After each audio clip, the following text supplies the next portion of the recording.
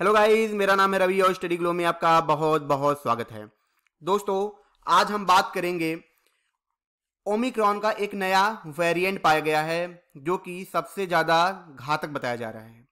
जी हाँ दोस्तों, ये इतना ज़्यादा घातक है कि जो डेल्टा वेरिएंट आया था, सेकेंड वेव आया था, वो उससे भी ज़्यादा खतरनाक है और उससे भी ज़्यादा डेथ हो सकती है, मौतें हो सकती हैं।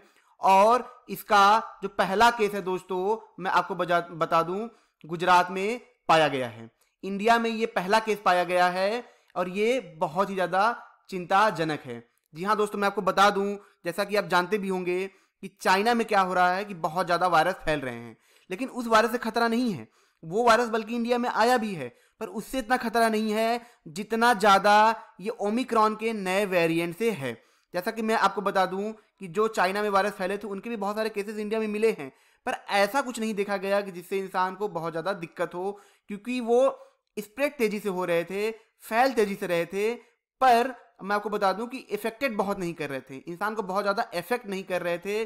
और जबकि मैं ये भी बता दूं कि इंडिया में वैक्सीन लगे हैं, इस वजह से जो चाइना के वायरस चाइना में इतना ज़्यादा इफेक्ट कर रहे थे, यहाँ पे नहीं कर रहे थे, जो BF7 करके है। लेकिन ये जो ओमिक्रॉन का नया वेरिएंट पाया गया है, ये बहुत ज़्यादा खराब है, खतरनाक है।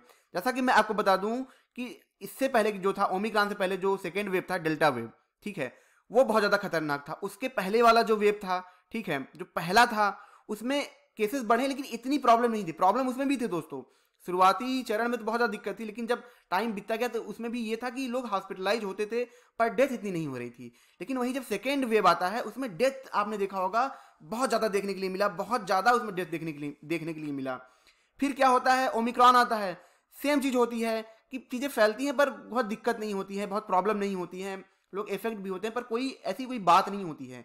लेकिन वही वेरिएंट क्या होता है, पहले क्या होता है, अपने आप को म्यूटेट करता है, अपने आप को ज़्यादा वो बदलता है।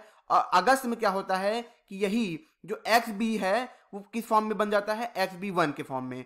फिर ये क्या होता है, फिर और बदलता है और बदलता है, और नवंबर से लेकर दिसंबर के बीच में आपको बता दूं कि किस में बदल जाता है, XBB 1.5 में बदल जाता है। इसका दोस्तों मैं आपको बता दूं, जो पहला केस है वो कहाँ पे पाया गया था, न्यूयॉर्क में पाया गया था, वहां पे ये केसेस बढ़ रहे थे। लेकिन कुछ टाइम में दोस्तों ये देखा गया है कि अगले हफ्ते, या मतलब जो पिछला हफ्ता है, सॉरी अगले हफ्ते, मैं जब अगला बोलता हूं तो लोग मुझे काफ़ी ज़्यादा इस पे मेरा मजाक उड़ाते हैं कि जो पिछला था तुम इसको अगला क्यों बोल रहे हो। तो जो पिछले हफ्ते जो केसेस थे, ठीक है, जो मतलब ऑल ओवर वर्ल्ड में जो फैल रहे थे, वो किस स्पीड से फैल रहे थे, 21% स्पीड से वो इंक्रीज हो रहे थे। लेकिन फिर अभी ये देखा गया है कि ये जो वायरस है, ठीक है, मैं आपको बता दूं कि इस हफ्ते से लगभग 41% ज़्यादा मतलब इंक्रीज हुआ है, इस लेवल से ये बढ़ रहा है। दोस्तों मैं आपको बता दूं कि ये जो XBB है, ठीक है, जैसे कि जो मैं आपको यहाँ पे बता दूं, जैसे जो XBB है, ये जो है, इसके तो केसेस पहले से थे, ये कोई प्रॉब्लम की बात नहीं थी। मैं आपको बता दूं महाराष्ट्र में 275 केसेस पाए जाते हैं, तो इसकी कोई बात नहीं थी। लेकिन जो ये XBB 1.5 है, ये सबसे ज़्यादा खतरनाक है। तो मैं आपको दोस्तों बता दूं कि जो प्रोफेसर हैं वहाँ के, ठीक है, मतलब बहुत ज़्यादा जो साइंटिस्ट हैं, उन्होंने इस पर काफ़ी ज़्यादा रिसर्च किया, काफ़ी ज़्यादा देखा, तो उन्होंने ये भी बताया है कि जो वैक्सीन लगे थे हमको पहले, जो हमको वैक्सीन लग चुके हैं, जिसपे मतलब जो बूस्टर डोज भी लग चुके हैं, ये क्या कर रहा है, उनको भी फेल कर दे रहा है, उनको भी क्रैक करके क्या कर रहा है, बॉडी में आसानी से घुस पा रहा है, जो हमारे सेल हैं उनसे आसानी से जुड़ पा रहा है, और इस तरीके से क्या हो रहा है कि ये बहुत ज़्यादा घातक हो रहा है, बहुत ही आसानी से फैल पा रहा है। जैसा कि मैं आपको बता दूं जो दोस्तों कि जैसे यहाँ पे ये क्या होता है, मैं आपको ये भी बता दूं कि AC2 रिसेप्टर होता है। जैसे कि यहाँ पे जैसे वायरस आया और क्या होता है, इनसे चिपक जाता है आराम से, यहाँ से, इसी को रिसेप्टर बोलते हैं। ये बहुत ज़्यादा नए तरीके का है, इसी वजह से क्या हो रहा है कि हमारे सेल से ये बहुत ज़्यादा आसानी से चिपक पा रहा है, बहुत आसानी से हमारी बॉडी के अंदर घुस पा रहा है, जिसकी वजह से वैज्ञानिक बहुत ज़्यादा चिंतित हैं। वैज्ञानिकों ने दोस्तों यहाँ तक ये भी बात की है, जो इंडिया के वैज्ञानिक हैं, यहाँ पे ये भी बात हो रही है कि जो XB 1.5 है, इसकी क्या हो,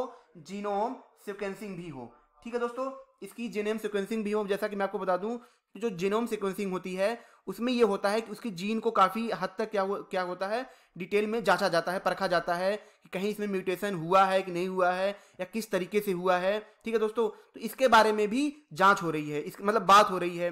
और जितने भी रिपोर्ट आ रहे हैं, अभी तो एक ही आया है, ये बात हो रही है कि अब जितने भी रिपोर्ट, पॉजिटिव रिपोर्ट आएंगे, इन सब पे इस पे काम होगा, प्रॉपरली जीनोम सिक्वेंसिंग के द्वारा इस पे जांच होगी। ठीक है दोस्तों, मैं आपको बता दूं कि अभी तक में ये 2000 से लेके, ठीक है, अभी तक जितने कोरोना के केसेस आए हैं और जितने वेरिएंट आए हैं, तो ये जो ओमिक्रॉन XBB 1.5 है, ये उन सब में सबसे ज़्यादा खतरनाक है, सबसे ज़्यादा इफेक्टिव है। जी हाँ दोस्तों, मैं आपको बता दूं, आप सोचेंगे कि सर 2002 की क्यों बात कर रहे हैं। देखिए, कोरोना का जो पहला जो सबसे पहले आया था, जब ये आया था तो ये आया था 2002 में, ठीक है। उसी दौरान इसका नाम क्या, कोरोना नाम रखा गया था, ठीक है दोस्तों। उस टाइम पे क्या था, इसको SARS-1 भी बोला जाता था। उस टाइम पे क्या था दोस्तों, कि जो वायरस था, ठीक है दोस्तों, वो जो वायरस था काफी ज्यादा इफेक्टिव था। वो 2002 से लेके 2003-4 तक चला। उसके बाद केसेस आना बंद हो गए, उसके केसेस आना बंद हो गए थे। उस टाइम पे ये काफी ज्यादा खतरनाक था। लगभग 12% लोगों को ये क्या करता, डेथ करता था। मतलब अगर 100 लोगों को अगर इफेक्ट हुए हैं, या एक घर में अगर 10 लोग इफेक्ट हुए हैं, तो उसमें से 1 से 2 लोगों की डेथ बहुत आसानी से हो जाती थी।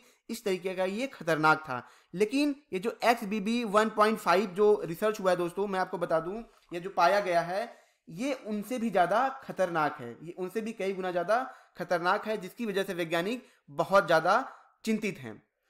आने वाले वक्त में देखते हैं दोस्तों कि ये कितना ज़्यादा मुश्किल होगा, क्योंकि हमको पहले से ही तैयारी करके चलनी पड़ेगी। ऐसा नहीं है कि बहुत सारे वेरिएंट आए हैं, जैसे कोरोना ओमिक्रॉन आया तो हमको डर नहीं लगा, हमको लगा चाइना का वेरिएंट आया तो हमको लगा कि उससे भी कुछ नहीं होगा। पर ऐसा नहीं है कि कुछ नहीं हो सकता है।